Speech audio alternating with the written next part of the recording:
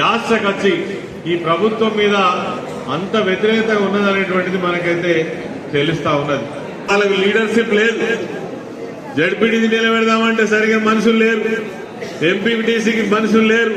ఇవాళ ఏం చేస్తాడే లక్ష్మణ్ కుమార్ మంత్రి గారు మన నాయకుల ఫోన్ నెంబర్లు అన్ని తీసుకొని జేబులో పెట్టుకొని తిరుగుతాడు. తాపకొక్కరికి ఫోన్ చేస్తాడు, వస్తావా మా పార్టీకి అని. ఇక మనోళ్ళు ఏమంటాడు తెలుసా, మీది మునిగిపోయే పడవ, నువ్వు మునిగేదాకా మమ్మల్ని కూడా ముచ్చుతావా అని మనోళ్ళు అంటాడు. అంటే వాళ్ళకి అక్కడ దిక్కు లేదు, ఎవడు ఆగేతందుకు లేడు, పోయినా గాని ప్రజలు ఎత్తుకునేందుకు లేరు. ఇద్దరు కావచ్చు టికెట్, కానీ ఎవరు ఓటెవరు వేయాలి? ఓట్లు వేసేది మా ప్రజలు కదా, రేపు నిలబెట్టేది గెలిపించేది ప్రజలు కదా. నువ్వు టికెట్ ఇస్తావు కావచ్చు, ఇవాళ గదే తంతు జరుగుతా ఉంది. కాబట్టి మళ్ళొక్కసారి కన్ఫ్యూజ్ కావద్దు, మళ్ళొక్కసారి మోసపోవద్దు. ఇక వచ్చిన అవకాశాన్ని మీకెవరైతే కరెక్ట్ పర్సన్ ఉంటాడో, బుగ్గారం మండల కేంద్రంలో సర్పంచ్ ఎవరైతే బాగుంటారో, బీఆర్ఎస్ పార్టీ తరఫున ఉంటే బాగుంటారో మీరు నిర్ణయం చేసుకోండి, ఖచ్చితంగా గెలిపియండి. ఎవ్వరు కాంగ్రెస్ పార్టీ చెయ్యి గుర్తుకు ఓటేసేందుకైతే సిద్ధంగా లేరు, కారు గుర్తుకు వేసేందుకు సిద్ధంగా ఉన్నారు తప్ప చెయ్యి గుర్తుకు ఓటేసేందుకైతే వాళ్ళు లేరు. కాబట్టి మంచి మనిషిని గెలిపించుకుందాం.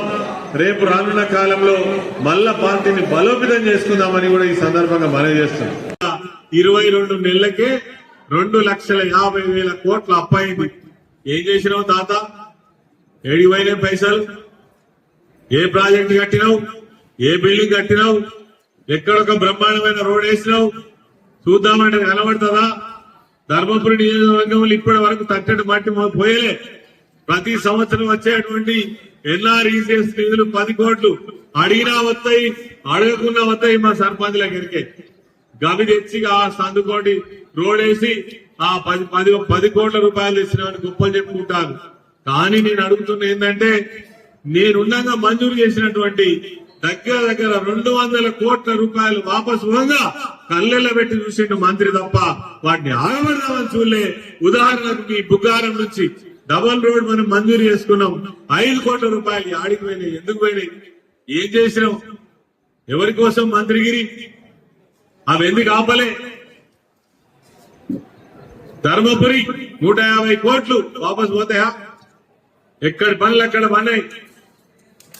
ఒక్కొక్క పని లిఫ్ట్ ఇరిగేషన్ ఎక్కడదక్కడ ఉన్నది. అక్కపల్లి మొన్నటిదాకా మేము పోయొచ్చినాం. అక్కపల్లి 72 కోట్లతో శాంక్షన్ చేయించినాం. ఆన్నే వన్నది, రోడ్లన్నీ అక్కడనే వన్నాయి. దొంతాపూర్ నుంచి ధర్మపురి వరకు 32 కోట్లతోటి డబల్ మంజూరు చేసినాం. ఆన్నే వన్నది, ఒక్క తట్టను బట్టి తీయాలి. దేనికోసం? ఇంకా 2 నెలలు అయితే 2 ఏళ్ళు.